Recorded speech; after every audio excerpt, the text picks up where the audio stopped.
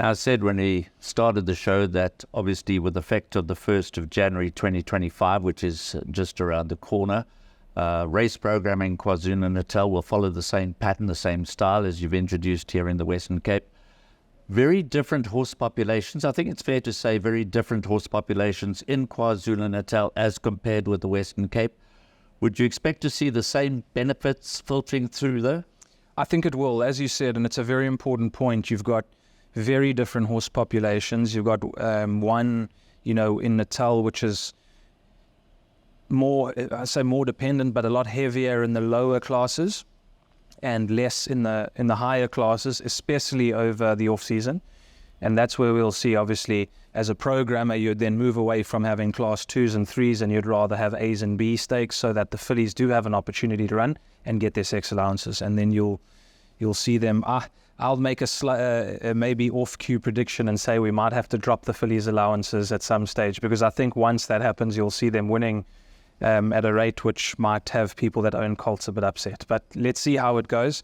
I think, again, simplicity, it covers from 128 to 48 throughout. Every horse is going to have enough racing opportunity.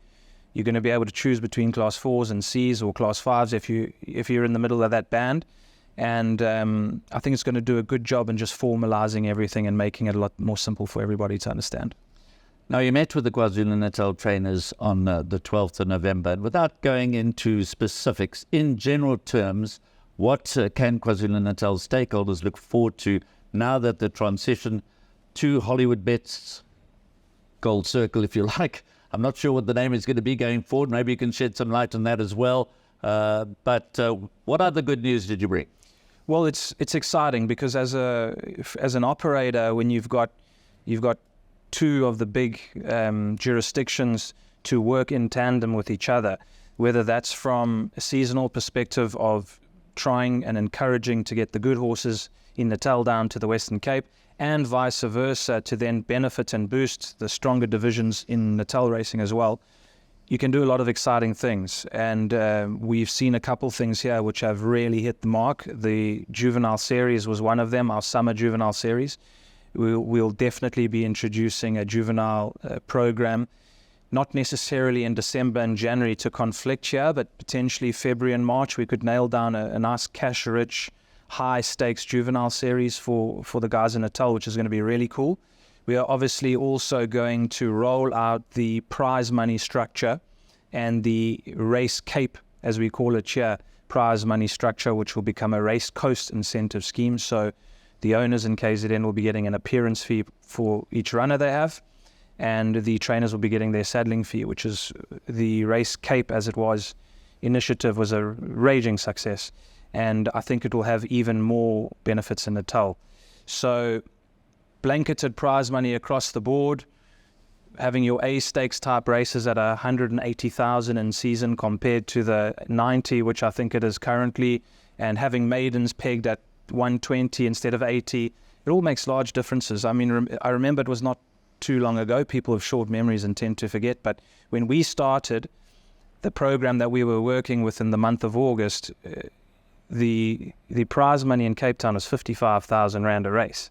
And then in September jumped up to where it is now. You got maidens at 120, class 5 at 95 and 100, depending on time of year.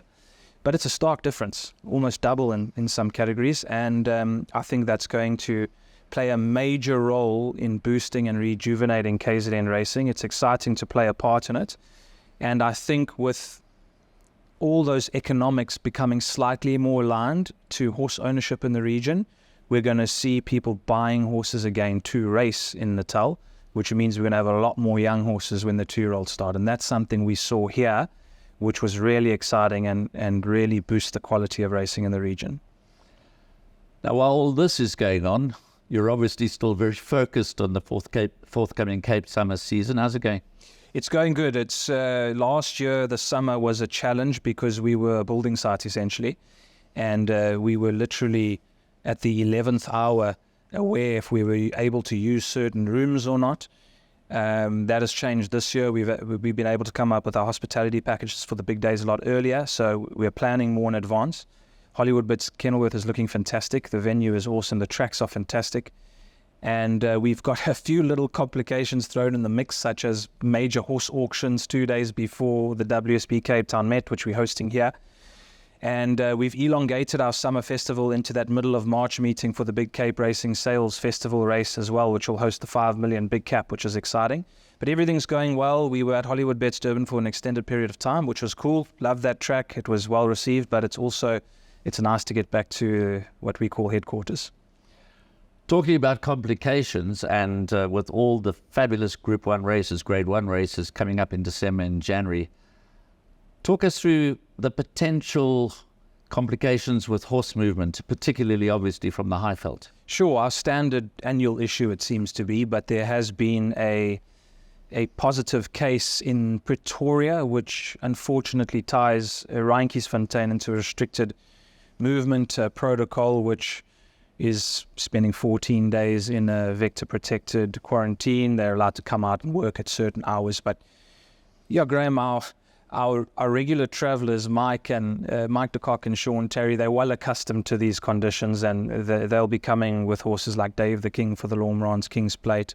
I know cousin Casey has made it publicly stated that he's coming for the Green Point into Lormrans King's Plate route and then into the WSB Cape Town Met. So small little challenges around there. So far, Durban is clear for direct travel, which is great. Hopefully that stays that way for a little bit longer. But I like the fact that our trainers based up north in Johannesburg and in KZN, but particularly in Johannesburg, because they do have alternative race options for a lot of horses, but it's very important for them to come and compete in Cape Town in the summer on the big stage, which is great. You'll have Adam Azzi bringing that staying horse for the Met Day staying race, and horses that don't necessarily have to come for the big Group 1s come to compete and be here anyway, which is great. Fantastic sporting aspect around trainers at the moment, raiding horses everywhere, which is great. Well, Justin, I know you have a lot on your plate, so I appreciate you giving up some of your time to chat to me. Well, as they always say in the classics, unity is strength. Exciting times ahead and lots to look forward to in racing. Thanks for watching.